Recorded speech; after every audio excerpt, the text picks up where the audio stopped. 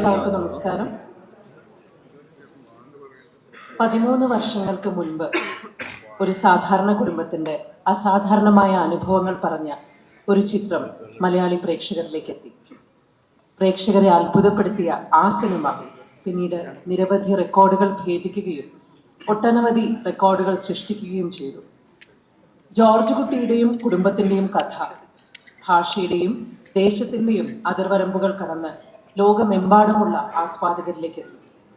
2021 ചിത്രത്തിൻ്റെ 2ാം ഭാഗം വന്നപ്പോൾ അതേ സ്നേഹത്തോടെ പ്രേക്ഷകർ ജോർജ് കുട്ടിയെയും കുടുംബത്തെയും ഇരുകൈകളും നീട്ടി സ്വീകരിച്ചു. കഥ തുടരുകയാണ്. ആശീർവാദ് സിനിമാസ് നിർമ്മിച്ച് ശ്രീ ജിത്തു ജോസഫ് സംവിധാനം ചെയ്ത ദൃശ്യം 3 മെയ് 21 ലോകമെമ്പാടുമുള്ള തിയേറ്ററുകളിലേക്ക് എത്തുമ്പോൾ ഏറെ ആകാംക്ഷയോടെയാണ് മലയാള സിനിമ ആസ്വാദകർ ആ ഒരു ദിവസത്തിനായി കാത്തിരിക്കുന്നത്. നമ്മളെല്ലാവരും ഇന്ന് ഈ സായാഹ്നത്തിൽ ഇവിടെ കൂടിയിരിക്കുന്നത് ദൃശ്യം 3യുടെ ട്രെയിലർ ലോഞ്ചിനായിട്ടാണ്. ഇന്നത്തെ ഈ ചടങ്ങിൽ ഇവിടെ എത്തിച്ചേർന്ന ഏവരെയും സ്നേഹപൂർവ്വം സ്വാഗതം ചെയ്യുന്നു. ട്രെയിലർ കാണാനുള്ള ആകാംക്ഷയിലാണ് നമ്മളെല്ലാവരും എന്നെനിക്കറിയാം. അതിനു മുൻപായി ഈ സിനിമയിലൂടെ നമ്മൾ സ്നേഹിച്ച ചില കഥാപാത്രങ്ങളെ അവതരിപ്പിച്ച ചില കലാകാരന്മാർ നമ്മളോട് സംസാരിക്കുന്ന ഒരു സെഗ്മെന്റാണ് ആദ്യം തന്നെ വേദിയിലേക്ക് ക്ഷണിക്കുന്നത് എനിക്ക് വളരെ പ്രിയപ്പെട്ട ഒരു കലാകാരിയാണ്. ശാന്തിയെ കോടതിയിലും സിനിമയിലും അഭിഭാഷകയായി കാണാനുള്ള ഒരു ഭാഗ്യം എനിക്ക് തോന്നി ഈ ഒരു കൂട്ടത്തിൽ എനിക്ക് മാത്രമാണ് ലഭിച്ചിട്ടുള്ളതെന്ന്. ദൃശ്യം 2 നമ്മൾ വളരെയധികം ഇഷ്ടപ്പെട്ടൊരു പെർഫോമൻസ് ആണ് ശാന്തിയുടെ. ശാന്തിയെ ഏറെ സ്നേഹത്തോടെ ഞാൻ വേദിയിലേക്ക് ക്ഷണിക്കുന്നു.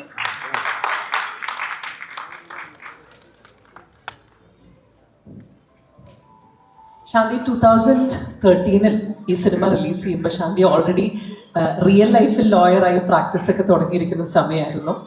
അന്ന് അത് കണ്ട് 2021 ഈ സിനിമയിലെ വളരെ പ്രധാനപ്പെട്ട ഒരു കഥാപാത്രത്തെ അവതരിപ്പിക്കുകയുണ്ടായി.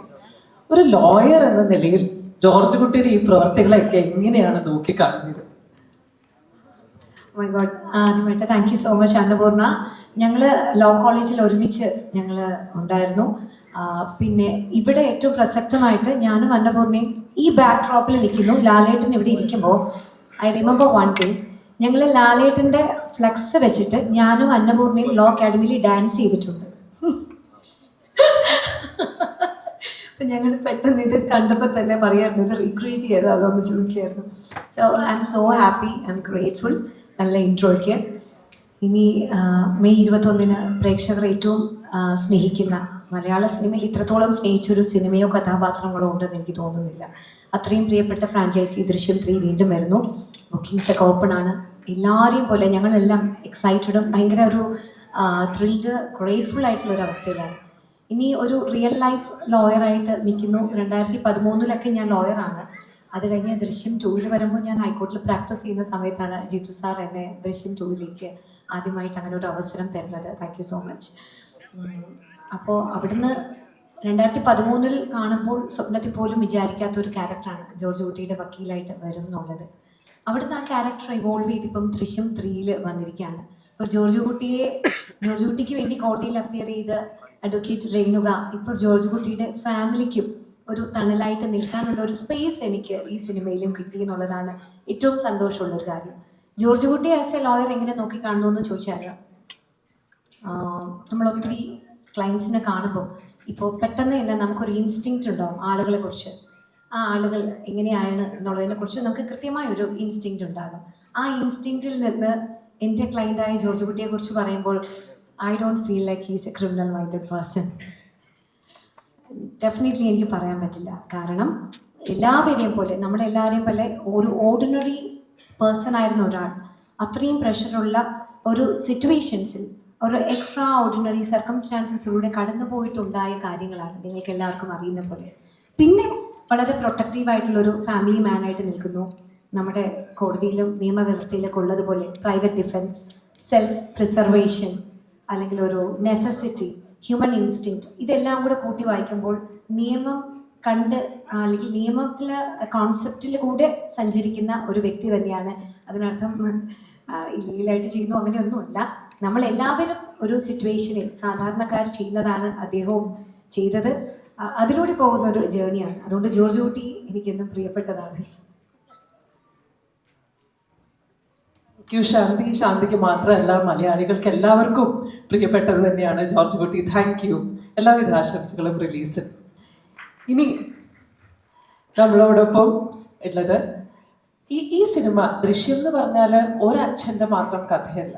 നമ്മളെല്ലാവരും ഒരച്ഛൻ്റെ പക്ഷം ചേർന്നിട്ടുണ്ടെങ്കിലും ദൃശ്യം സിനിമ മറ്റൊരച്ഛൻ്റെ പെയിൻ കൂടി കാണിക്കുന്നുണ്ട്. പ്രഭാകർ മകനെ ഒരുപാട് സ്നേഹിച്ച, മകൻ എന്ത് സംഭവിച്ചു എന്ന് മനസ്സിലാക്കാതെ പോയ, ഒരുപാട് വിഷമങ്ങളിലൂടെ കടന്നുപോയ ഒരച്ഛൻ പ്രഭാകർ നമ്മളോടൊപ്പമുണ്ട്. നമുക്ക് എല്ലാവർക്കും പ്രിയപ്പെട്ട ശ്രീ സിദ്ദിഖ് സാർ. സഹർഷം നമുക്ക് അദ്ദേഹത്തെ സ്വാഗതം ചെയ്യാം. സാർ, ഞാൻ ഈ ചോദിച്ച പോലെ 2 അച്ഛന്മാരുടെ കഥ ആണ് ദൃശ്യം. പക്ഷെ പ്രേക്ഷകരെല്ലാവരും ഒരച്ഛൻ്റെ കൂടെയാണ് നിൽക്കുന്നത്. എങ്ങനെയാണ് നോക്കിക്കാണുന്നത് ഇതിനെ? ഞാനും ഒരു പരിധിവരെ അച്ഛൻ്റെ കൂടെ തന്നെയാണ്. കാരണം ദൃശ്യം 1 നിങ്ങൾ കണ്ടിട്ടുണ്ടാവും. പ്രഭാകരനറിയാം സ്വന്തം മകൻ്റെ കുഴപ്പങ്ങൾ എന്തൊക്കെയായിരുന്നു എന്നുള്ളത്. അപ്പം അതുകൊണ്ട് ജോർജ് കുട്ടി ചെയ്തത് വലിയൊരു അപരാധമാണെന്ന് ഉള്ളിലറിയാമെങ്കിലും കുറച്ചൊരു ചായവ് ആ ഭാഗത്തേക്കുണ്ട്.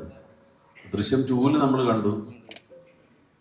മകൻ്റെ ഒരു ബോഡി റിമൈൻസ് ചോദിച്ചുകൊണ്ട് ജോർജ് കുട്ടിയോട് വന്ന് അപേക്ഷിക്കുന്ന ഒരു പ്രഭാകരനെയും നിങ്ങൾ കണ്ടു.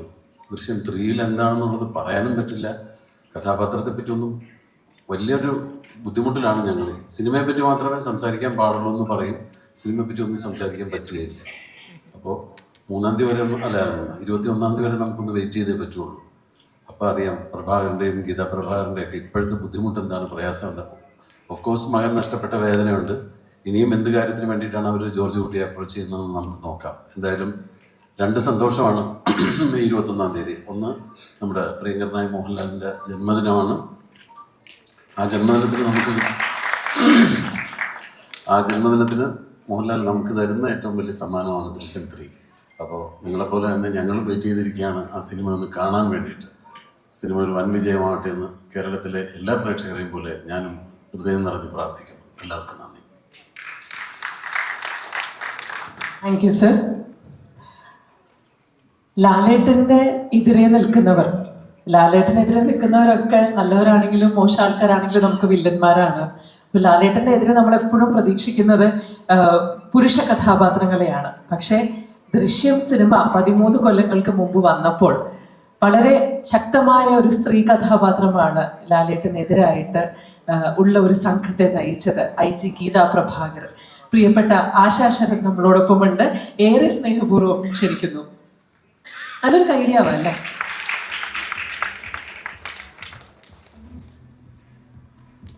മാം, ഞാനീ പറഞ്ഞ പോലെ ലാലേട്ടൻ്റെ എതിരെ വളരെ സ്ട്രോങ് ആയിട്ട് നിൽക്കുന്ന ഒരു ക്യാരക്ടറിനെയാണ് അവതരിപ്പിച്ച് തുടങ്ങിയത്. ഒരുപാട് ഇമോഷൻസിലൂടെ കടന്നുപോയി. പിന്നീട് ദൃശ്യം 3 നമ്മളിലേക്ക് എത്തുമ്പോൾ എന്താണ് ആ ദൃശ്യം 1-ൻ്റെയും 2-ൻ്റെയൊക്കെ മെമ്മറീസ് എന്തൊക്കെയാണ് റീകളക്ട് ചെയ്യാനുള്ളത്? എല്ലാവർക്കും വളരെ നമസ്കാരം. ഒരുപാട് മെമ്മറീസ് ഉണ്ട്. ആക്ച്വലി ആദ്യമായിട്ട് ദൃശ്യം സെറ്റിലേക്ക് വന്നതാണ് ഓർക്കുന്നത്. കൈകാലൊക്കെ വരച്ച് എങ്ങനെയാണ് പോലീസ് വേഷം ഇടുന്നതെന്നൊക്കെ ആലോചിച്ച് ആ ഒരു നിമിഷമാണ് ഇപ്പോൾ ആലോചിക്കുന്നത്. ഇപ്പോൾ 13 വർഷങ്ങൾ കഴിഞ്ഞു. ഗീതാ പ്രഭാകർ IPS ജോലിയൊക്കെ വേണ്ടാന്ന് വെച്ച് കഴിഞ്ഞ ദൃശ്യം 2 ജോലിയില്ല, പക്ഷെ പുറകിലായിരുന്നു. പിന്നെ അമ്മ റാണിയുടെ 2 പെൺകുട്ടികൾ, ഗീതാ പ്രഭാകരൻ്റെ മകൻ. എല്ലാ അമ്മമാർക്കും മക്കൾ ഏറ്റവും പ്രിയപ്പെട്ടവരല്ലേ. ഇക്ക പറഞ്ഞതുപോലെ എനിക്ക് എപ്പോഴും കുറച്ചൊക്കെ ജോർജ് കുട്ടിയുടെ സൈഡിൽ നിന്ന് ചിന്തിക്കുമായിരുന്നു. ഗീതാ പ്രഭാകരൻ അങ്ങനെ ചിന്തിക്കാൻ, അമ്മമാർക്ക് അങ്ങനെ ചിന്തിക്കാൻ ചിലപ്പോൾ സാധിക്കില്ല. എല്ലാവർക്കും അവരവരുടെ മക്കൾ തെറ്റ് ചെയ്താലും അവരവരുടെ മക്കളാണെന്നുള്ളൊരു തോന്നലുണ്ടാവും. നമുക്ക് നോക്കാം ദൃശ്യം 3 വരുമ്പോൾ ഗീതാ പ്രഭാകരൻ്റെ ഒരു അവസ്ഥ എന്താണെന്നുള്ളതൊക്കെ, അമ്മളെ എങ്ങനെ നോക്കി കാണുന്നു എന്നുള്ളതൊക്കെ ഒരുപാട് നല്ല മെമ്മറീസാണ്. ഇന്നും 1, 2, 3ലേക്ക് എത്തുമ്പോൾ ഒരുപാട് സ്വീറ്റ് മെമ്മറീസ്, ഒരുപാട് പേരോട് കടപ്പാട്. ജിത്തു സാറിനോട്, ലാലേട്ടനോട്, ആന്റണി ചേട്ടനോട്, മലയാളി പ്രേക്ഷകരോട് എല്ലാവരോടും കടപ്പാടാണ് ഗീതാ പ്രഭാകർ എന്ന് പറയാനുള്ളത്. Thank you so much. Thank you. Thank you ma'am. ഇത്രയധികം ഭാഷയുടെയും ദേശത്തിൻ്റെയും ഒക്കെ അതിർവരമ്പുകൾ കടന്നുപോയ ഒരു സിനിമ, ആ മലയാളം സിനിമ ഉദിച്ചത് നമ്മളുടെ ഇവിടെയുള്ള ഒരു സംവിധായകൻ്റെ മനസ്സിലാണ്. 13 വർഷങ്ങൾക്കിപ്പുറവും നമ്മളൊരു സിനിമയുടെ അടുത്ത ഭാഗത്തിന് വേണ്ടി കാത്തിരിക്കുന്നുണ്ടെങ്കിൽ അത് തീർച്ചയായും സംവിധായകന്റെ വിജയം തന്നെയാണ്. ഏറെ സ്നേഹപൂർവ്വം സഹർഷം നമുക്ക് വേദിയിലേക്ക് സ്വാഗതം ചെയ്യാം ശ്രീ ജിത്തു ജോസഫ്.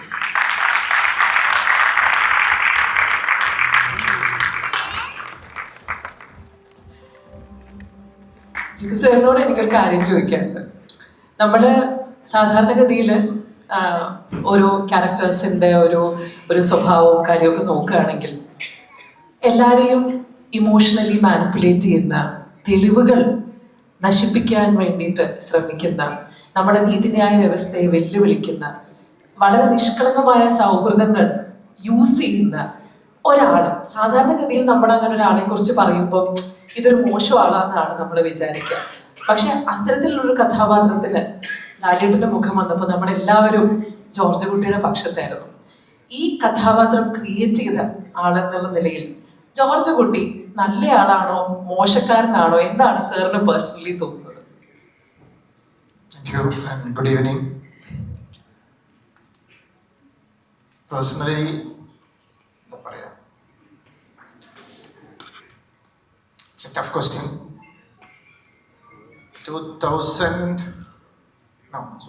2009-ലാണ് ഞാൻ ഈ സ്ക്രിപ്റ്റ് എഴുതുന്നത്. ആ സമയത്ത് എനിക്ക് ലാൽ സാറിൻ്റെ മുഖമൊന്നും ഒന്നും മനസ്സിലില്ല. ഒരു ക്യാരക്ടറാണ് ജോർജ് കുട്ടി. ഞാനൊരു നമ്മളൊരു ആർട്ടിസ്റ്റിലേക്കൊന്നും ആക്ടറിലേക്കൊന്നും പോയിട്ടില്ലായിരുന്നു.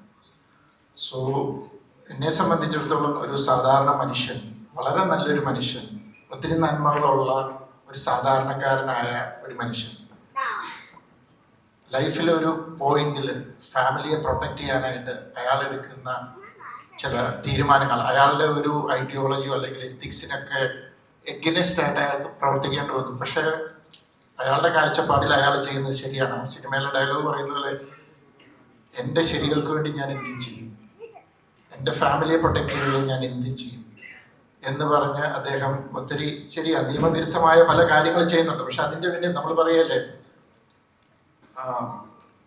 ലക്ഷ്യം മാർഗത്തെ സദ്ഭരിക്കുന്നു എന്ന് പറയുന്നത്. അപ്പം അങ്ങനെ ഒരു കൈൻഡ് ഓഫ് മാനസികാവസ്ഥയിൽ നിന്നാണ് ജോർജ് കുട്ടി ഇതെല്ലാം ചെയ്യുന്നത്.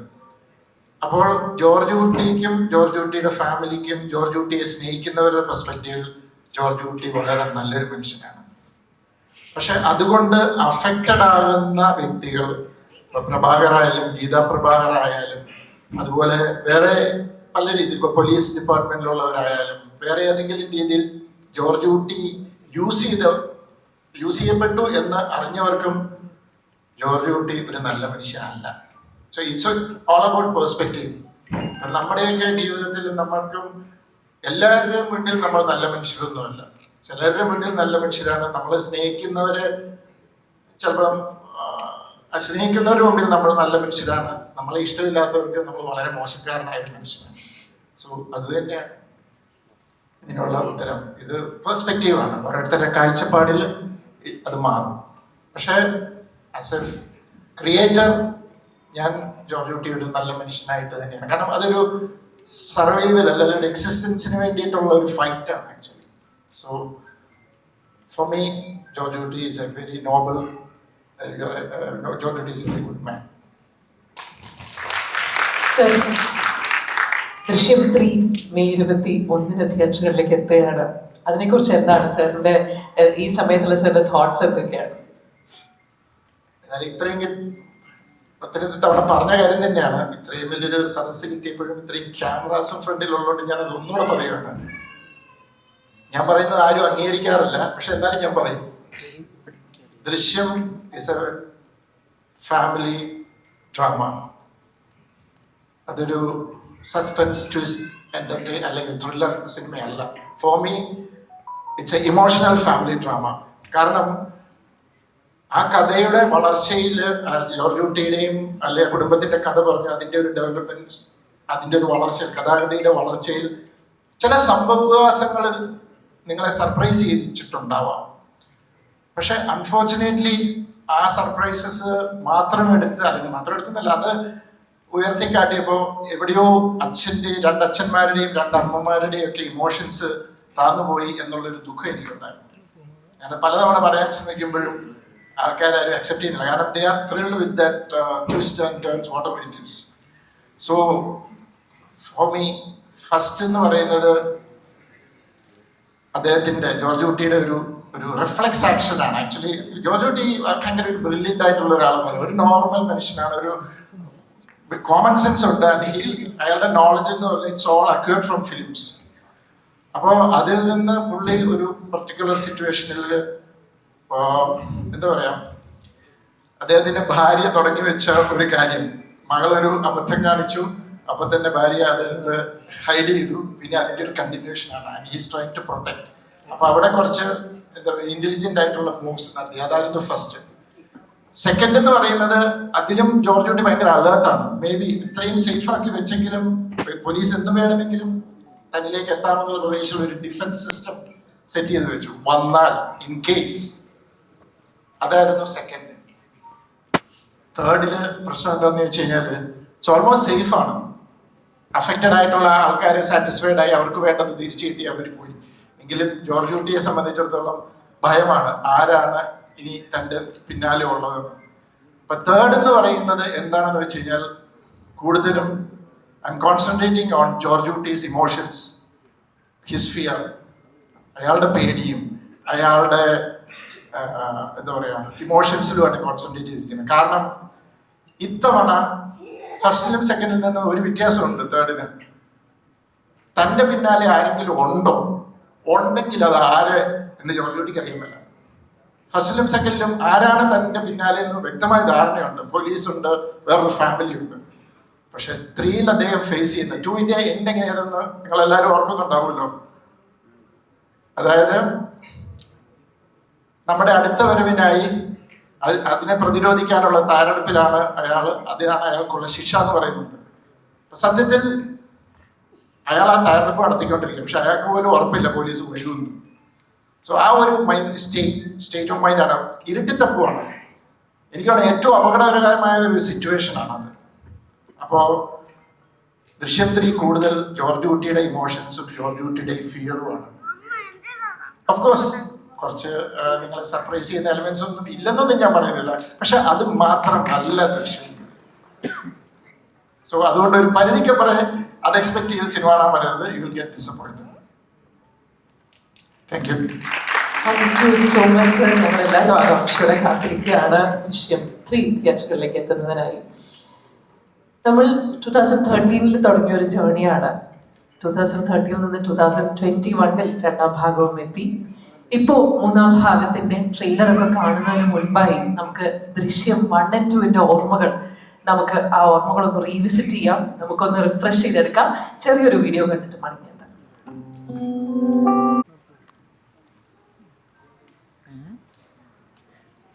ഇനി ട്രെയിലർ റിലീസിന് മുൻപായി നമ്മളുടെ കൂടെ ഈ വേദിയിൽ നിങ്ങൾക്കായി ഒരിക്കൽ കൂടി അവതരിപ്പിക്കുകയാണ് നമ്മൾ ഏവരും സ്നേഹിച്ച, നമ്മൾ ചേർത്ത് നിർത്തിയ ആ കുടുംബത്തെ.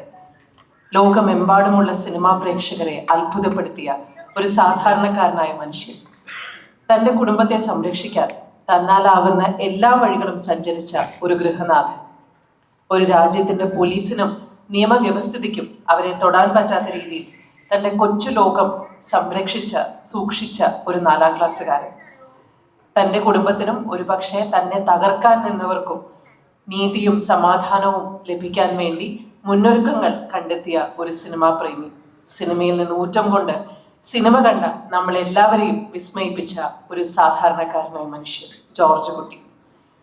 Behind every successful man there is a woman. George കുട്ടിയുടെ വീട്ടിലും ഉണ്ടായിരുന്നു അങ്ങനെ ഒരാൾ. തൻ്റെ വീട്ടിൽ ഒരു അനർത്ഥം സംഭവിച്ചപ്പോൾ പകച്ചു നിൽക്കാതെ തൻ്റെ മകളോടൊപ്പം നിന്ന, തൻ്റെ മക്കളെ സംരക്ഷിച്ച ഒരമ്മ. ഗൃഹനാഥന്റെ അഭാവത്തിൽ പതറിപ്പോകാതെ തൻ്റെ കുടുംബത്തിന് വേണ്ടി ധൈര്യം സംഭരിച്ച് തൻ്റെ ഭർത്താവിനെ പോലും ഞെട്ടിച്ച ഒരു വീട്ടമ്മ. പിന്നീട് അതേ ഭർത്താവ് തന്നോട് രഹസ്യങ്ങൾ മറച്ചപ്പോഴും തൻ്റെ കുടുംബത്തിന്റെ സുരക്ഷയ്ക്ക് വേണ്ടിയാണെന്ന് മനസ്സിലാക്കി തൻ്റെ അങ്കലാപ്പുകളെല്ലാം വർഷങ്ങളായി ഉള്ളിലൊതുക്കിയ ഒരമ്മ, റാണി. ഒരായുസ്സിൽ ഒരു മനുഷ്യൻ നേരിടേണ്ടതിലും കൂടുതൽ അഞ്ജു തൻ്റെ 17ാം വയസ്സിൽ തരണം ചെയ്തു. തൻ്റെ അമ്മയെ രക്ഷിക്കാൻ ഒരു 17 വയസ്സുകാരിയുടെ തത്രപ്പാടിലുണ്ടായ ഒരു പിഴവ്, അതിൻ്റെ പേരിൽ ആ കുടുംബം ഒരുപാട് അനുഭവിച്ചുവെങ്കിലും ഒരു വട്ടം പോലും അവളെ തള്ളിപ്പറയാതെ മറിച്ച് അവളെ ചേർത്ത് നിർത്തി അവളുടെ സംഘർഷങ്ങളിലും കുറ്റബോധത്തിലും അവളുടെ കൂടെ നിന്ന കുടുംബത്തിന് വേണ്ടി ദൈനംദിനം തന്റെ മനസ്സിലെ ഭീതികളെ മല്ലിട്ട് മുന്നേറുന്ന ജോർജ് കുട്ടിയുടെ മകൾ അഞ്ജു. ദൃശ്യത്തിൽ നിസ്സഹായയായി വീടിന്റെ ജനാലയിലൂടെ അമ്മയും ചേച്ചിയും നോക്കി നിന്ന ജോർജ് കുട്ടിയുടെ ഇളയ മകൾ അനു. അത്രയും ചെറുപ്പത്തിൽ തന്നെ അങ്ങനെ ഒരു കുറ്റകൃത്യത്തിന്റെ സാക്ഷിയാവുകയും പിന്നീട് പലപ്പോഴായി തന്റെ കുടുംബത്തിന്റെ സുരക്ഷയ്ക്ക് വേണ്ടി കള്ളം പറയുകയും ഒടുവിൽ സഹദേവൻ എന്ന പോലീസുകാരന്റെ മർദ്ദനത്തിൽ തകർന്നു പോകുന്ന ഒരു കഥാപാത്രം. സാഹചര്യങ്ങളുടെ സംഘർഷം മൂലം കളങ്കപ്പെട്ട നിഷ്കളങ്കമായിരുന്നു ജോർജ് കുട്ടിയുടെ ഇളയ മകൾ. പിന്നീട് രണ്ടാം ഭാഗത്തിൽ ഒരു ഇളയ കുട്ടിയുടെ ശാഠ്യങ്ങളെല്ലാം മാറ്റിവെച്ച് തന്റെ ചേച്ചിക്ക് വേണ്ടി ഒരു താങ്ങായി ഒരു കുടുംബത്തിലെ മുതിർന്ന അംഗമായി മാറിയ അനു. ഈ ഒരു കുടുംബം നമ്മളോടൊപ്പം ഈ സായാഹ്നത്തിലുണ്ട്. ഏറെ സ്നേഹത്തോടെ നിങ്ങൾക്കായി ഒരിക്കൽ കൂടി അവതരിപ്പിക്കുകയാണ് ജോർജ് കുട്ടിയെയും കുടുംബത്തെയും. നമുക്ക് അവരെ സ്നേഹത്തോടെ സ്വാഗതം ചെയ്യാം.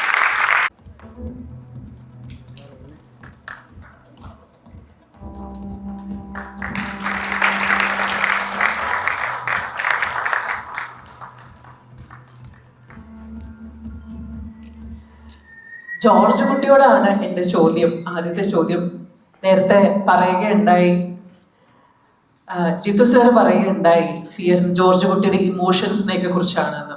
ശരിക്കും പറഞ്ഞാൽ ആരും പ്രതീക്ഷിക്കാത്തപ്പോൾ പോലും ജോർജ് കുട്ടി ഒരുപാട് ഭയങ്ങളുള്ളിൽ കാത്തു സൂക്ഷിച്ച് അതിനുവേണ്ട മുന്നൊരുക്കങ്ങളൊക്കെ നടത്തുകയായിരുന്നു. ഇപ്പൊ മൂന്നാം ഭാഗത്തിലേക്ക് എത്തുമ്പോൾ ജോർജ് കുട്ടിയുടെ ഏറ്റവും വലിയ ഫിയർ എന്താണ്? Good evening. എല്ലാവർക്കും മനോഹരമായ ഒരു സായനം നേരുന്നു.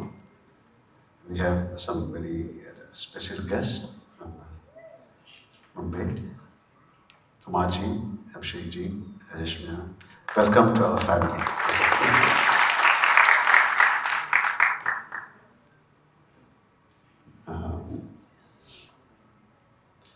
ജോർജ് കുട്ടി എന്ത് പറയുന്നുള്ളതാണോ അതോ ജോർജ് കുട്ടിയുടെ ഏറ്റവും വലിയ ഫിയർ? ജോർജ് കുട്ടിയോടാണ് ചോദ്യം. ലാൽ സാറിനെ ഞങ്ങൾ കുറച്ച് കഴിഞ്ഞ ഓഡിയൻസിന് പ്രസന്റ് ചെയ്യാനിരിക്കുകയാണ്. ഇപ്പൊ നിൽക്കുന്നത് ജോർജ് കുട്ടിയാണ്.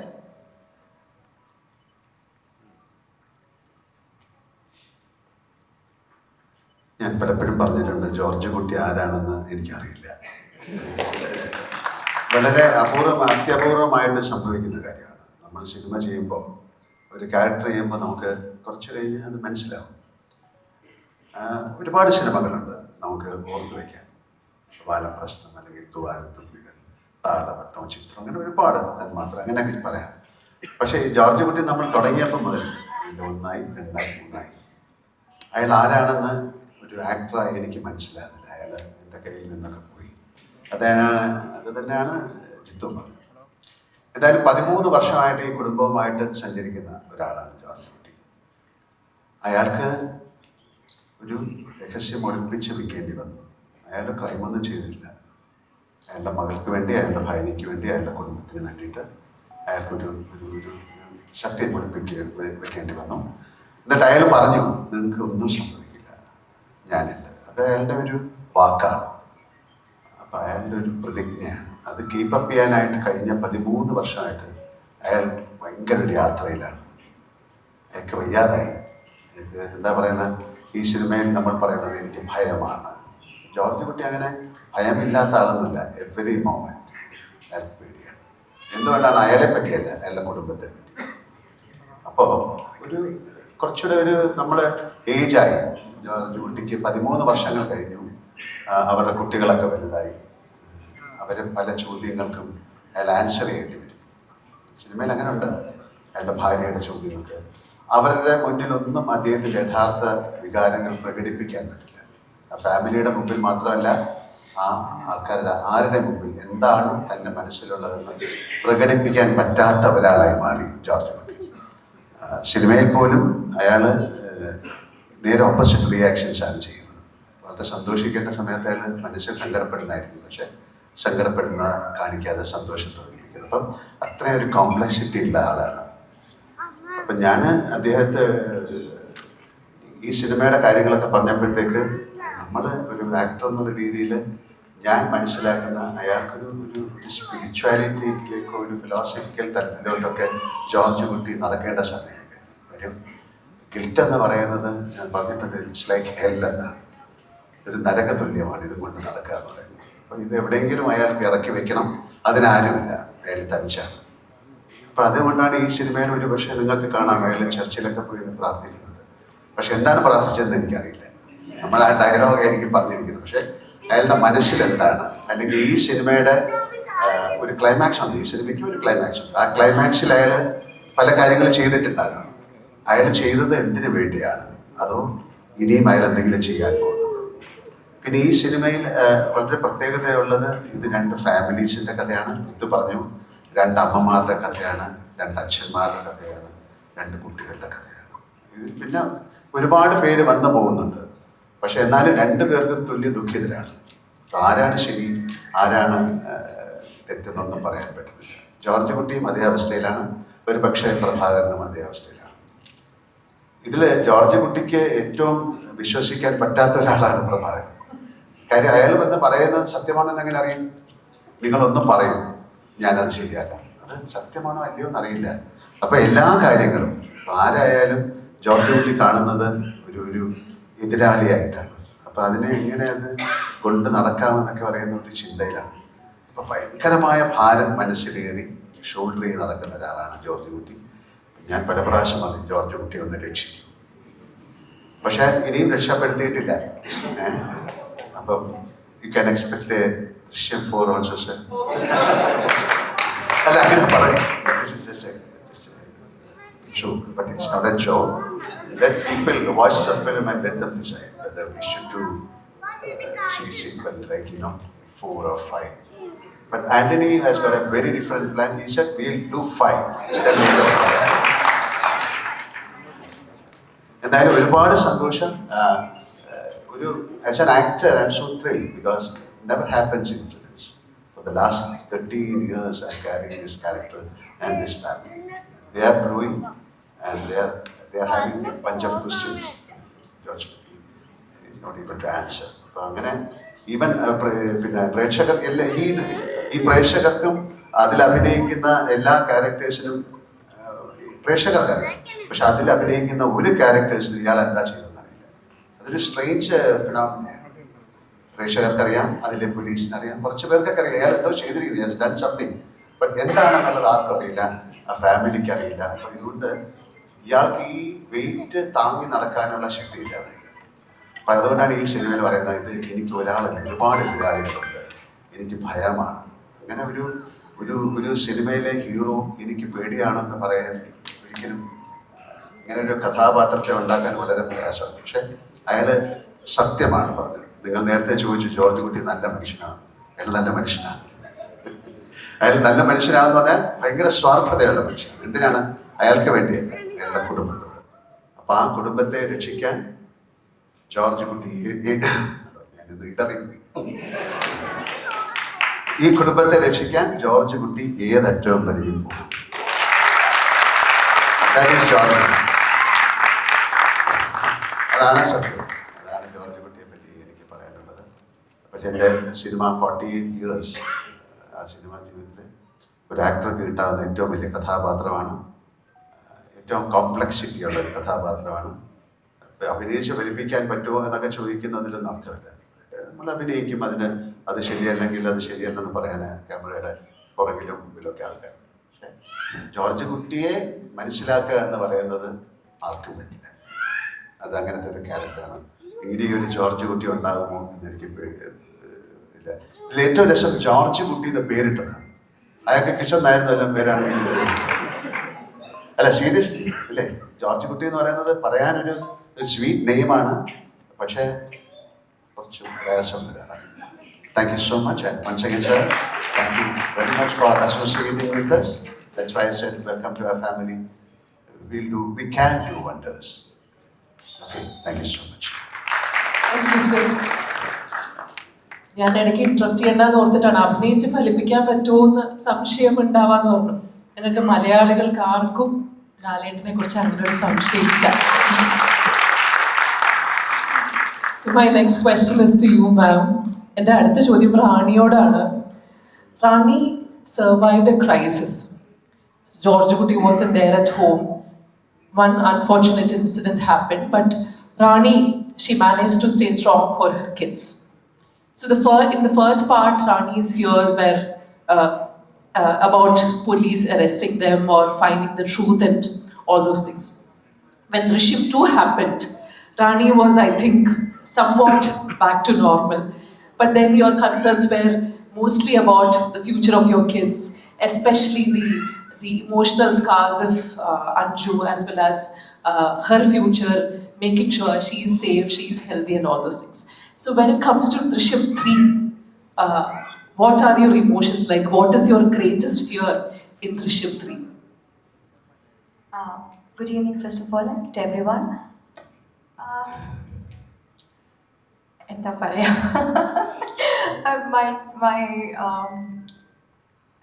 I can't really reveal anything. പക്ഷേ all I would like to say is this is as an actor, Lalitan പറഞ്ഞതുപോലെ this is completely a very, very different experience for me. കുറേ സിനിമകൾ ചെയ്തിട്ടും that character will not stay this long, you know. Maybe a year or two, but then 13 years and it's still continuing, the Rani character. And every time I go back to that character, to that set, it's like a reunion. Because I really love that character Rani, so bubbly and so innocent and very sweet. But at the same time, family എന്ന് വരുമ്പോൾ ഫാമിലിക്ക് എന്തെങ്കിലും ഒരു അപകടങ്ങൾ വരുമ്പോൾ she's like completely different person, completely very over projective and very reflex actions അങ്ങനെ കൂടിയുള്ള ഒരു ക്യാരക്ടറാണ്. ആൻഡ് ദൃശ്യം 3-ല് ജിതു പറഞ്ഞതുപോലെ this is between the two families. രണ്ട് അച്ഛന്മാരുടെ രണ്ട് അമ്മമാരുടെ രണ്ട് ഫാമിലിയുടെ ഒരു ഇമോഷൻ പ്ലേ ആണ് ദൃശ്യം 3.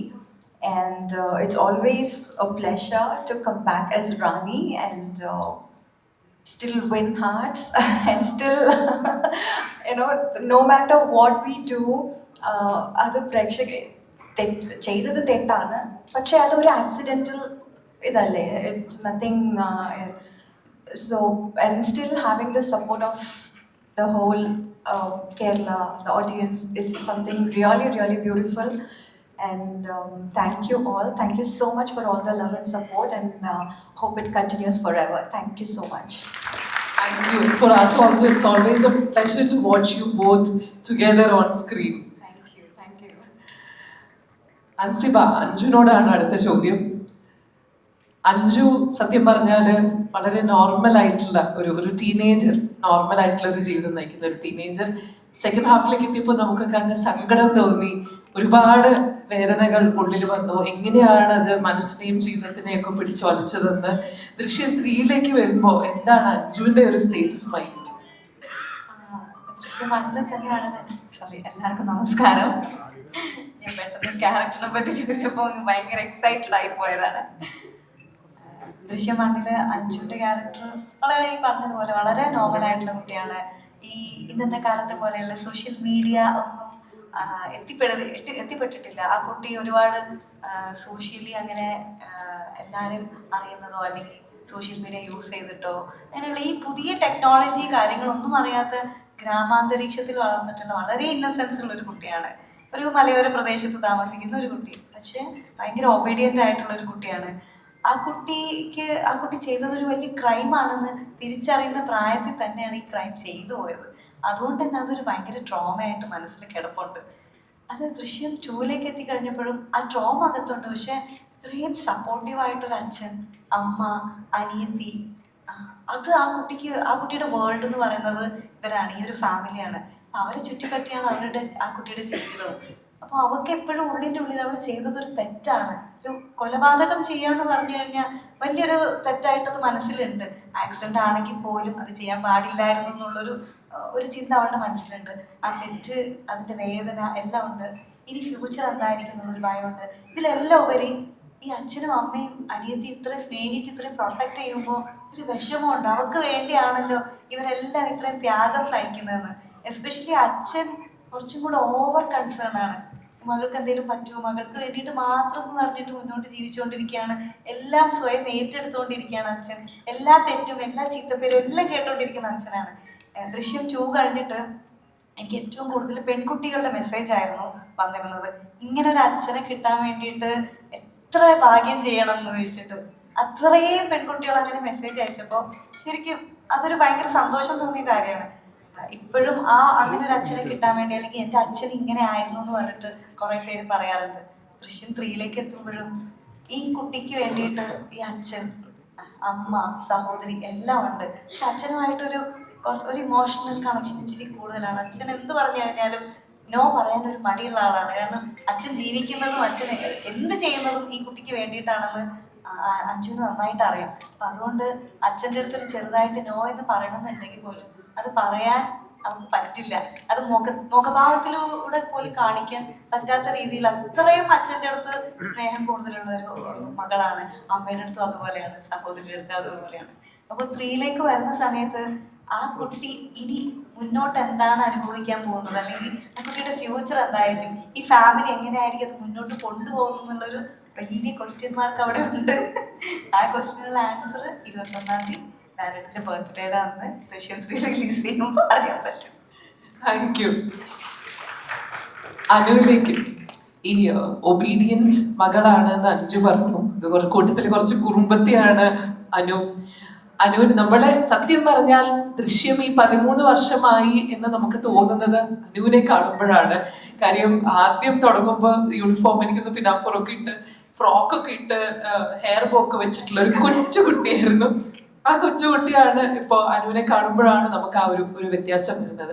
പിന്നെ നമ്മൾ ക്യാരക്ടറിനെ നമ്മൾ കൂടുതൽ നോക്കുകയാണെങ്കിൽ സെക്കൻഡ് പാർട്ടിൽ വന്നപ്പോൾ ഏറ്റവും കൂടുതൽ ഒരു നോർമൽസിയിലേക്ക് എത്തിയത് അനുവിന്റെ ക്യാരക്ടറായിരുന്നു. പക്ഷേ അതുകൊണ്ട് തന്നെ നമുക്ക് കുറച്ച് നാൾ കഴിയുമ്പോൾ പിടിക്കപ്പെടില്ല എന്നുള്ളൊരു കോൺഫിഡൻസ് നമുക്ക് വരും എന്നൊക്കെ സിനിമയിൽ തന്നെ പറയുകയുണ്ടായി. എന്നിരുന്നാലും ഒരു സ്റ്റുഡൻ്റ് ആയിട്ട് പോലും ഒപ്പം നിൽക്കുന്നവർ യൂസ് ചെയ്യാൻ വേണ്ടിയിട്ട് നോക്കി, ആ ഒരു സൗഹൃദത്തെ ദുരുപയോഗം ചെയ്യാൻ വേണ്ടിയിട്ട് നോക്കി.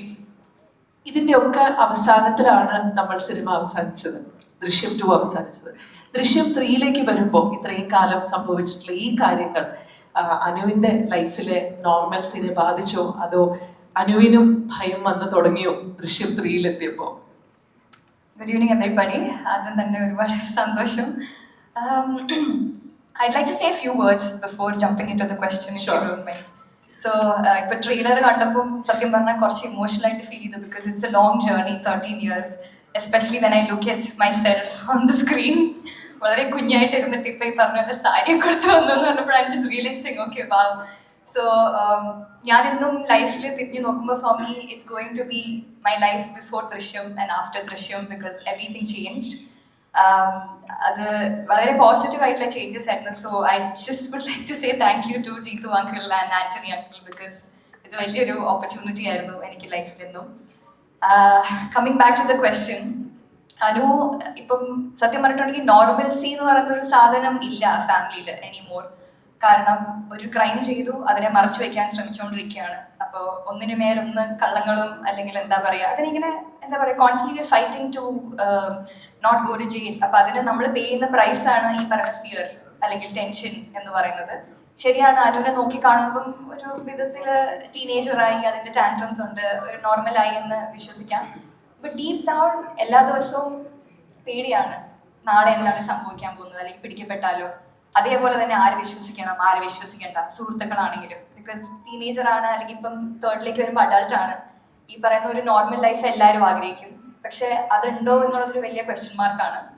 ബട്ട് അഗൈൻ ഇപ്പം ഞാൻ പല ഇന്റർവ്യൂസിലും പറഞ്ഞു, ഒരു ഇളയ കുട്ടി കുറുമ്പത്തി എന്നുള്ളത് കൊണ്ട് വീട്ടിലെ കാര്യങ്ങളൊക്കെ കുറച്ച് ലൈറ്റ് ഹാർട്ടഡ് ആക്കാനും ചിരിപ്പിക്കാനും അല്ലെങ്കിൽ അമ്മയോട് എപ്പോഴും ഇങ്ങനെ വഴക്ക് കൂടാനും ഒക്കെ ആയിട്ട് നടക്കുന്ന ഒരു കുട്ടിയാണ് അനു ഇതിനകത്ത്. ബട്ട് ഡീപ് ഡൗൺ ഇൻസൈഡ് ആ പേടി എന്നും ഉണ്ട് അനുവിടെ മനസ്സിലും. ആൻഡ് ജോർജ് കുട്ടി പറയുന്ന പോലെ ഒരു കാര്യം ചെയ്തു, things you know beautiful love and paying the price for it. അപ്പോൾ പേടിയൊന്നും ഉണ്ട്, അതങ്ങനെ ഇങ്ങനെ ഒന്നും പോയില്ല. It's just that because we love each other so much, നമ്മൾ അങ്ങോട്ടും ഇങ്ങോട്ടും പ്രൊട്ടക്ട് ചെയ്യാൻ ശ്രമിക്കുകയാണ്.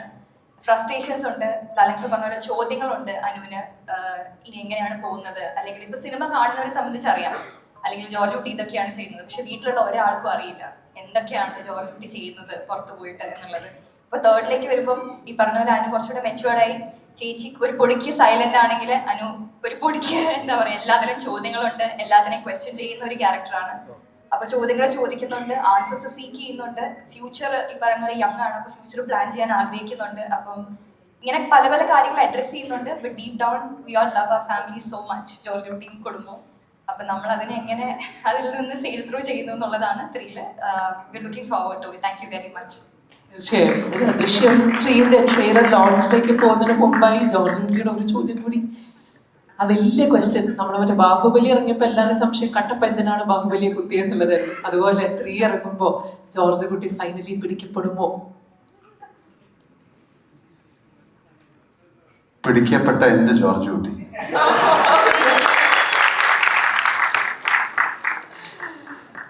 ഡെഫിനറ്റ്ലി. അപ്പോ ഇനി ഇന്നത്തെ ഈ ഒരു സായാഹ്നത്തിൽ ട്രെയിലർ ലോഞ്ച് അതിന് ഒരുപാട് അർത്ഥമുണ്ട്. പിടിക്കപ്പെട്ട George Kuti would be caught by the police or anybody else. I said if George Kuti is ready to do that, then who is George Kuti? So George കുട്ടിക്ക് എന്ത് സംഭവിക്കുന്ന എനിക്കും ആഗ്രഹമുണ്ട്. പക്ഷെ ഞാൻ നേരത്തെ പറഞ്ഞ പോലെ ജോർജ് കുട്ടി ഇതിൽ ചെയ്തിരിക്കുന്നത് എന്താണെന്ന് എനിക്കറിയില്ല. അതുകൊണ്ട് ജോർജ് കുട്ടി പിടിക്കപ്പെടണോ? വേണ്ട.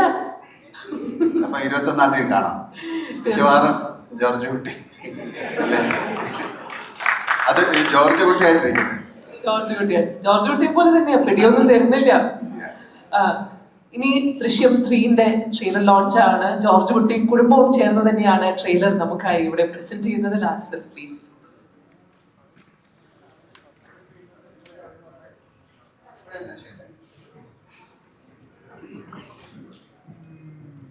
Thank you. വേദിയിലേക്ക് സ്നേഹപൂർവ്വം ക്ഷണിക്കുകയാണ്.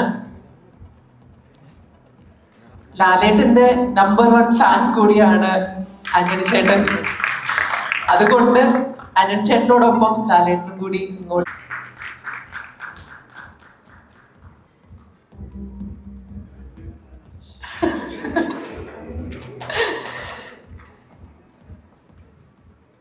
ആന്റണി ചേട്ടാ, 2013 ഇങ്ങനെ ഒരു സിനിമ ചെയ്യുമ്പോൾ വിചാരിച്ചിരുന്നോ ഇതിങ്ങനെയൊക്കെ ആകും, ലോകമെമ്പാടും പല പല ഭാഷകളിലേക്ക് എത്തും, 2ഉം 3ഉം വരും, ഈ പറഞ്ഞ പോലെ 4ഉം 5ഉം ഒക്കെ വരും എന്നുള്ളൊരു തോട്ട്, ഒരു വിശ്വാസം അന്നേ ഉണ്ടായിരുന്നോ? പിന്നെ അത് മാത്രമല്ല, നമ്മൾ എപ്പോഴും ലാലേട്ടനെ നമ്മൾ കാണാൻ കുറെ കൂടി ആക്ഷൻ, ഇത് ഫൈറ്റ് സീക്വൻസ് ഇതൊക്കെയാണ് വിചാരിക്കുക. ഇതൊരു 4ാം ക്ലാസ്സുകാരൻ ഗ്രാമീണന്റെ കഥയിൽ എങ്ങനെയാണ് ആ ഒരു വിശ്വാസം തോന്നിയത്? നമസ്കാരം. അതിയായ സന്തോഷം മോഹൻലാൽ സാർ.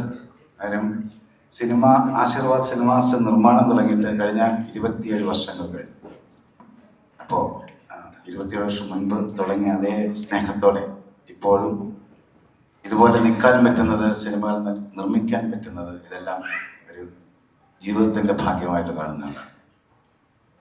അതുപോലെ ഒരുപാട് വലിയ ചിത്രങ്ങൾ മലയാള ഭാഷയ്ക്ക് ഉണ്ടാകണമെന്ന് ഏറ്റവും സ്വപ്നത്തോടെ ഓരോ സിനിമയും സമീപിക്കുന്ന ഒരാളാണ്. അത് മോഹൻലാൽ സാറിൻ്റെ സിനിമകളുടെ ആവുക എന്ന് പറയുന്നതാണ് എനിക്ക് ഏറ്റവും പ്രിയപ്പെട്ടത്.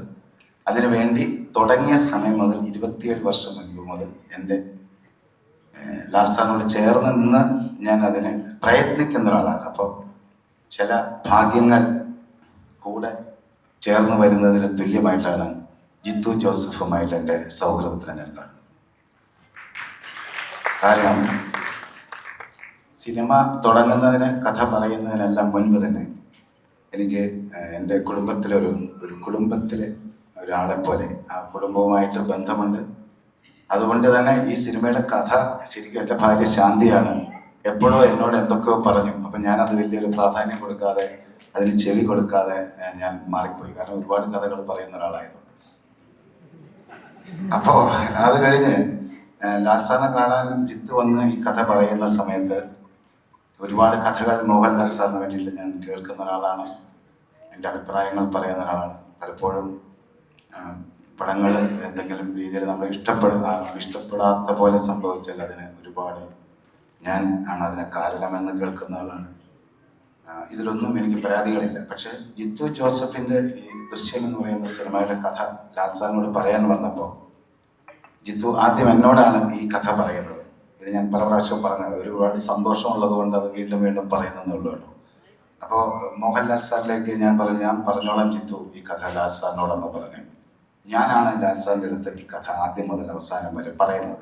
അപ്പോൾ അത് ലാൽ സാറിന് അത് ഇഷ്ടപ്പെടുന്ന ഒരു കഥയാണെന്ന് എനിക്ക് തോന്നുകയും, സാധാരണ ആദ്യം ചോദിച്ച പോലെ തന്നെ വലിയ ആക്ഷൻ പടങ്ങളുടെ ഒരു ഫോർമാറ്റിൽ സിനിമ ഉണ്ടാകണമെന്ന് ഇപ്പോഴും ആഗ്രഹിക്കുന്ന ഒരാളാണ് ഞാൻ. കാരണം എൻ്റെ സിനിമകൾക്ക് കൂടുതലും ഒരു ആക്ഷന് പ്രാധാന്യം കൊടുത്തുള്ള സിനിമകളെ നിർമ്മിക്കണമെന്ന് ആഗ്രഹമുണ്ട്.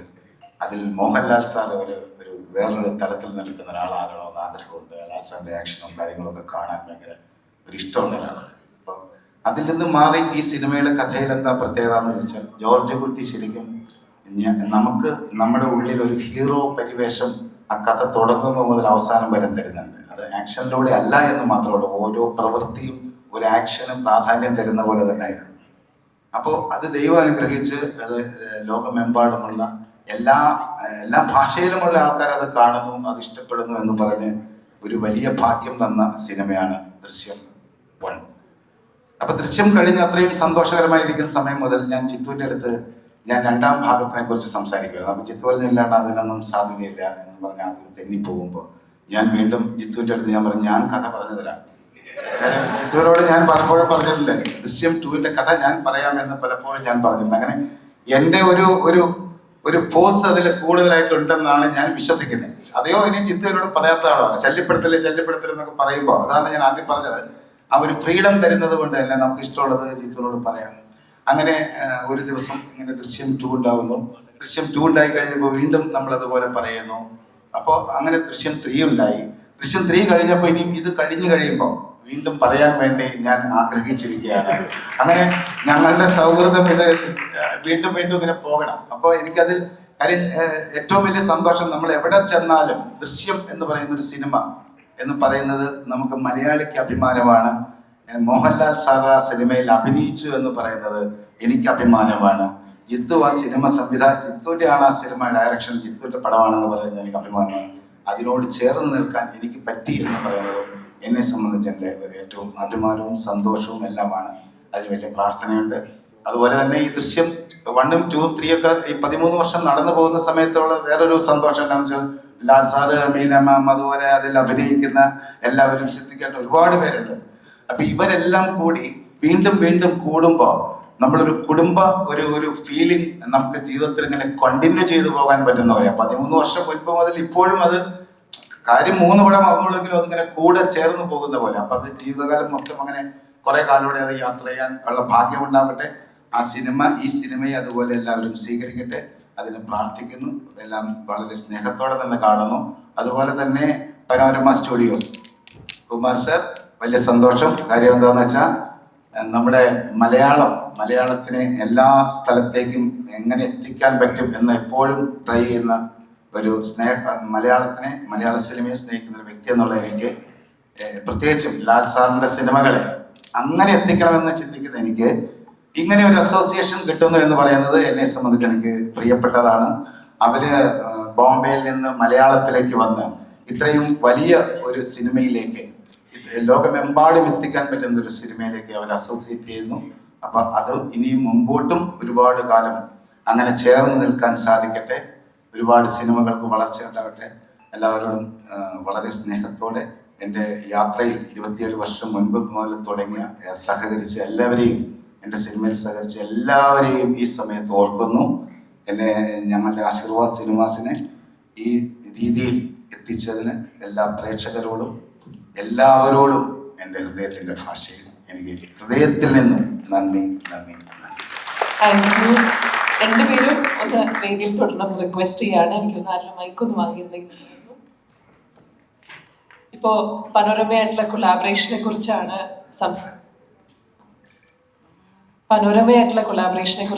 ഇപ്പോൾ ആന്റണി ചേട്ടൻ സംസാരിച്ചത്. പനോരമയെ കുറിച്ച് 2 വാക്ക്. Presenting Drishyam 3 is Panorama Studios International Limited, one of India's leading film studios, known for delivering classics like Omkara to blockbuster franchises such as Raid, Shaitan and Drishyam. along with critically acclaimed cinema across Hindi, Marathi, Gujarati, Punjabi, and now Malayalam cinema. Over the years, Panorama Studios has transformed Drishyam from a hugely loved Indian franchise into a truly global phenomenon. The film made history as the first Indian film to be officially remade in China and is now all set to become the first official Indian film remake in South Korea with Spanish and English language adaptations currently in development. At the same time, Panorama Studios continues to strengthen its presence in Malayalam cinema with producing films like David, Anumi, and the upcoming Tiki Taka and Unmadam, backing stories that connect with audiences across languages and cultures. Leading this incredible vision are two distinguished names in Indian cinema. Chairman Mr. Kumar Mangat Pathak, the veteran producer, along with National Award-winning filmmaker Mr. Abhishek Pathak, director of the Hindi remake of Drishyam 2 and the upcoming Hindi remake of Drishyam 3 in Hindi releasing on October 2nd. Ladies and gentlemen, please put your hands together for Kumar ji and Abhishek ji.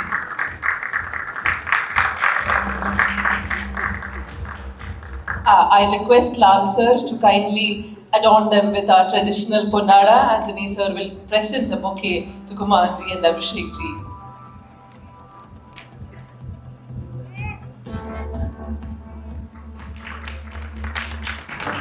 Lal sir will now adorn Abhishek ji and Kumar ji with our traditional ponada as a sign of our love and gratitude.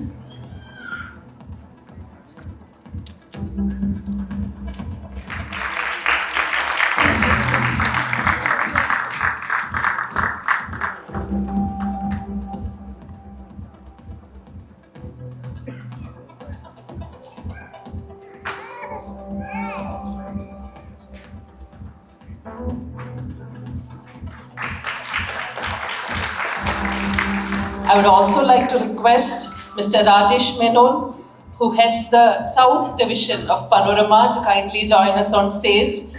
Lal sir will present a bouquet to Mr. Rajesh Menon.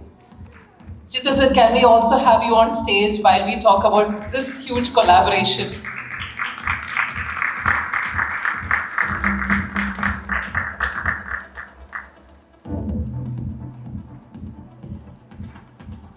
Lal sir, Panorama പോലെയുള്ള വലിയൊരു brand ദൃശ്യമായിട്ട് collaborate ചെയ്യുമ്പോൾ, what are your thoughts on this creative collaboration with Panorama? We are so humbled and honored, sir. Thank you very much for this wonderful association. This is going to be a unbelievable franchise. So, entity-wise, we are from a small state, Kerala. But we have done some amazing films. To be very precise, I would say we did the first Process 7 we did the first cinema school, we did the first 3D, and myself, we are the first to do a co-production in India with France. So a lot of things we have created from Malayalam. And Drishyam, it's a surprise. It's a surprise. It carries a lot of surprises to the audience. And that's why you're here. So you like the film and you took care of the film and you know the value of the film. That's why started redoing the film in all languages. So thank you very much and thank you very much for associating with us. It's not only Drishyam. We can do wonders. Because I know sir loves film. He has got a very good passion on film. And his son, Abhishek, is a wonderful director. He did the Drishyam 2 and he's going to do Drishyam 3 and 4 also. So all the best from my bottom of my heart and the entire Malayalam, as a representative of the fraternity of Malayalam, we welcome to our small family. Thank you, Lal sir. My next question is to Kumar ji. Sir, I think the most fascinating thing about Drishyam is that unlike most franchise films, its greatest strength was never its scale or grandeur, but the storytelling and the emotional connect or the connection the film had with the audiences across the world.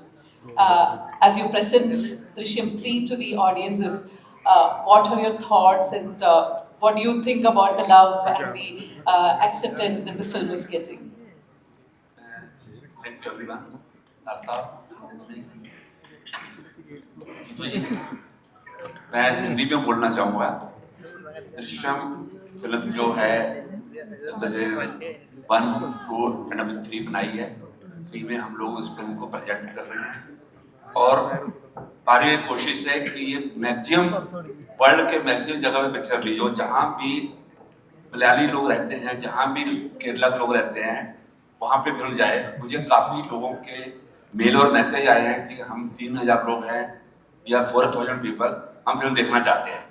तो हम पूरी कोशिश कर रहे हैं कि world के हर कोने में इस फिल्म को दिखाया जाए और इंडिया में भी जहाँ भी पॉसिबल हो सके हम पिक्चर को बड़े स्केल पे, नॉर्मली मलयालम में जब भी हिंदी ऑडियंस के लिए जाती है नॉर्थ में तो 100 सिनेमाओं के आसपास जाती है। We are trying 500 cinema.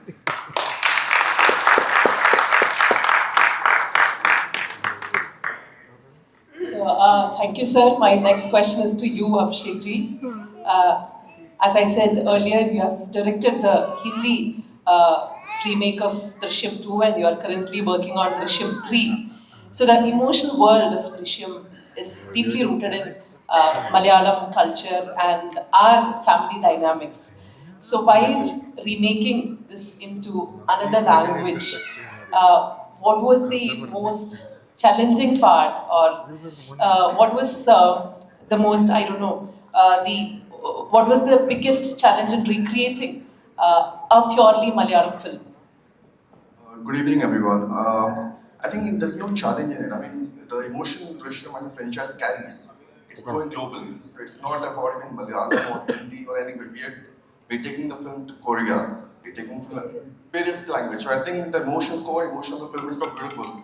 The family emotion, which is taking care of each other. And that's something which is working so beautifully with this franchise over last more than a decade now. It's been, for us only, it's been 12 years now. We've been associated with this film from part 1, part 2 and part 3 now.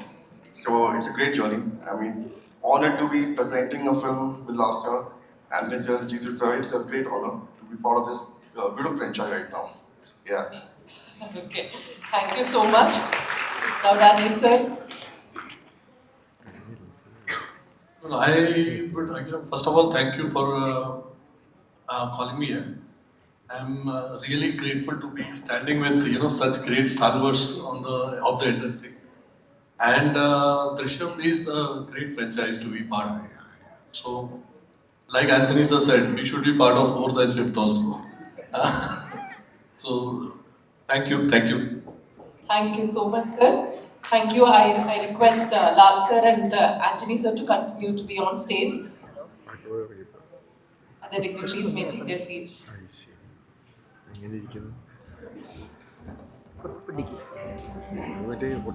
ഇനി ഒരു surprise ആണ്. എനിക്ക് തോന്നുന്നു അതിനെക്കുറിച്ച് ആന്റണി ചേട്ടൻ തന്നെ പറയുന്നതായിരിക്കും അല്ലേ നല്ലത്. ഇനിയുള്ള സർപ്രൈസ് എന്താന്ന്? അതായത് ഈ നമ്മളുടെ ഒരുപാട് സിനിമകൾ നിർമ്മിക്കുകയും റിലീസ് ചെയ്യുകയും ചെയ്തത് പോലെ റിലീസ് ഡേറ്റ് തീരുമാനിക്കുന്നതിനകത്തും ഈ സിനിമയിൽ ഒരു സാധാരണ അല്ലാത്ത പോലെ ഒരു പ്രത്യേകതയുണ്ട്. കാരണം ഈ സിനിമ ദൃശ്യം 3 എന്ന് പറയുന്ന സിനിമ ഞങ്ങൾക്ക് ഏറ്റവും പ്രിയപ്പെട്ട, മലയാളിക്ക് ഏറ്റവും പ്രിയപ്പെട്ട മോഹൻലാൽ സാറിൻ്റെ ജന്മദിനത്തിലായ മെയ് 21-ാം തീയതിയാണ് സിനിമ റിലീസ് ചെയ്യുന്നത്. അപ്പോൾ ആ മെയ് 21-ാം തീയതി ആ സിനിമ കാണാൻ അതായത് ഈ മെയ് 21 എന്ന് പറഞ്ഞ് നമ്മൾ തീരുമാനിക്കുമ്പോൾ സ്വാഭാവികമായിട്ടും അത് വളരെ അധികം അപൂർവമായി മാത്രമാണ് ഒരു വ്യാഴാഴ്ചയോ വെള്ളിയാഴ്ചയോ ആ 21-ാം തീയതി വരികയുള്ളൂ. ദൈവാനുഗ്രഹം കൊണ്ട് ദൃശ്യം 3 എന്ന് പറയുന്ന സിനിമ റിലീസ് ചെയ്യുന്നത് ഭാഗ്യത്തിന് മെയ് 21-ാം തീയതി ഒരു വ്യാഴാഴ്ചയായി. ആ വ്യാഴാഴ്ച ആയതുകൊണ്ടാണ് ഈ സിനിമ മെയ് മാസം 21-ാം തീയതി വ്യാഴാഴ്ച റിലീസ് ചെയ്യാൻ നമുക്ക് ഭാഗ്യമുണ്ടായത്. ലാൽ സാറിന്റെ ബർത്ത്ഡേക്ക് ആ ദിവസമായതുകൊണ്ടാണ് ആ ഭാഗ്യമുണ്ടായത്.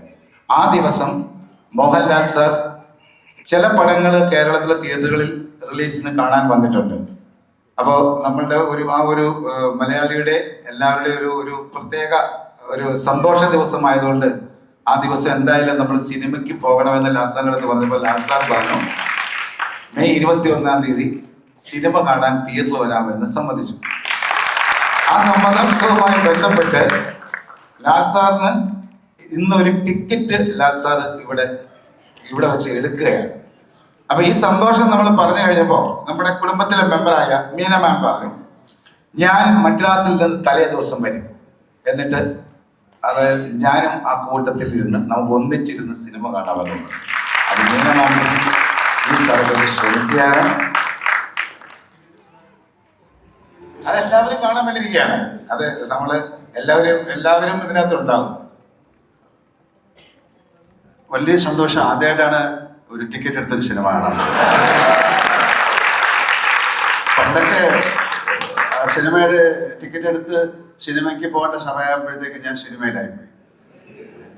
17 വയസ്സിൽ സിനിമയിൽ വന്ന ആളാണ്. എന്തായാലും വളരെ സന്തോഷം. 2 ടിക്കറ്റേ ഉള്ള നമുക്ക് എത്ര പേര് വേണേലും കൊണ്ടുവരാം. Thank you so much. ഇങ്ങനെ ഒരു തോട്ടിന് വലിയ സന്തോഷം. എനിക്ക് എന്തെങ്കിലും പറയണോ? അല്ല, ഞാൻ ഇതുവരെ ഏത് സിനിമയും ഫസ്റ്റ് ഡേ ഫസ്റ്റ് ഷോ കണ്ടിട്ടില്ല. സോ ആദ്യമായിട്ട് എൻ്റെ സിനിമ ഫസ്റ്റ് ഡേ ഫസ്റ്റ് ഷോ കാണാൻ പോകുന്നത് എനിക്ക് വളരെ വളരെ എക്സൈറ്റിംഗ് ആയിട്ടുണ്ട്. Thank you Antony and thank you ലാലേട്ട. Thank you so much for this opportunity. Thank you. ലാലേട്ട, രണ്ടുപേരും കൂടി അല്ല ഒരു ചെറിയ റിക്വസ്റ്റ് ഉണ്ട്. കാര്യം ഞാൻ മാത്രമായിട്ട് വരുന്ന സിനിമ കാണില്ല. ഈ സിനിമയ്ക്ക് വേണ്ടി കാത്തിരിക്കുന്ന ലക്ഷക്കണക്കിന് ആളുകളുണ്ട്. അവരുടെ റെപ്രസെന്റേറ്റീവ് ആയിട്ട് 2 പേരെയും കൂടെ നമ്മുടെ ഫാൻസിന്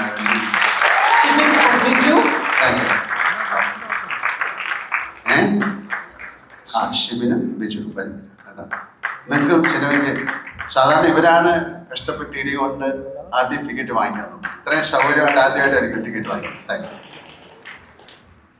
എവിടെ ടിക്കറ്റ്?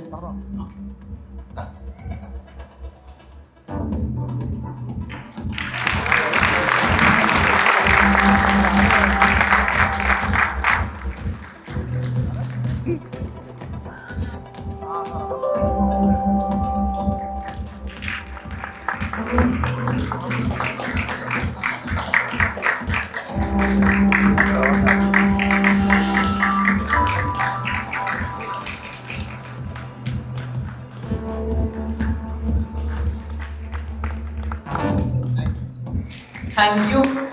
ലാൽ സാറും ആന്റണി ചേട്ടനും ഒന്നുകൂടി തുടരണം. ബാക്കിയുള്ള അതിഥികൾക്ക് സദസ്സിലേക്ക് ഇരിക്കാം. ഇന്ന് മറ്റൊരു സർപ്രൈസ് കൂടി ഉണ്ട്. ആശീർവാദ് സിനിമാസ് ആന്റണി പെരുമ്പാവൂർ ആണ്. ഈ കുടുംബത്തെ സംബന്ധിച്ചിടത്തോളം, മലയാളികളെ എല്ലാവരെയും സംബന്ധിച്ചിടത്തോളം വളരെ സ്പെഷ്യൽ ആയിട്ടുള്ള ഒരു സിനിമയാണ്. കാര്യം ഈ സിനിമ നമ്മളുടെ ലാലേട്ടന്റെ വിസ്മയ മോഹൻലാൽ, വിസ്മയുടെ ഡെബ്യൂ ഫിലിമാണ്.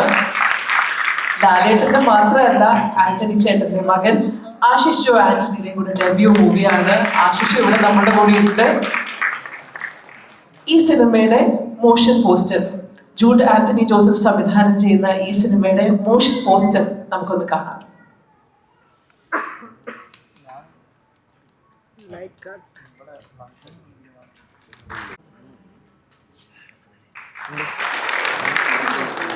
ലാലേട്ട, ഇനി സർപ്രൈസ് ഒന്നുമില്ല. ഇനിയുള്ള സർപ്രൈസ് എല്ലാം 21-ാം തീയതിയാണ് തിയേറ്ററിൽ.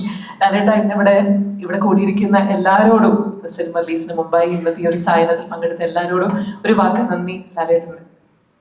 ഞാനങ്ങനെ നന്ദി പറയേണ്ട കാര്യമുണ്ടോ? എപ്പോഴും നന്ദിയോടെ ജീവിക്കുന്ന ആളാണ് ഞാൻ.